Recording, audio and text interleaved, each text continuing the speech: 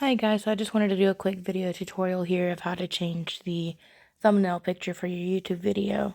You want to start off here on the YouTube app. You can see I've only got one video uploaded at the time. What I'm going to do is click on these three dots up here in the top right corner, and then I'm going to click on help and feedback, and just click in here and type in verify. And then you want to make sure you verify your YouTube account. It's going to ask you to put in your phone number. First off, click on this link up here, verify your channel in blue. You'll click on that, and then I've already done it, but it's going to ask you to put in your phone number. It'll give you a code, and you'll put it in. And then once you've done that, your account is verified. So then you're going to download the YouTube Studio app. It looks like this when it's opened up. Once you've gotten that, I'm going to click on this video I've got here.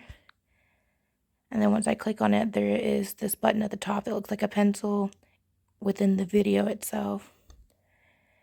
And then now that I'm verified, there's also a pencil looking button in the top left hand corner of this video. And that's where it's going to give me the option to change the thumbnail. You can either, upload one that you've already done or choose one of these preset ones down here. Originally it had this one at the bottom left and I didn't like the way it looked. So I switched to this right here.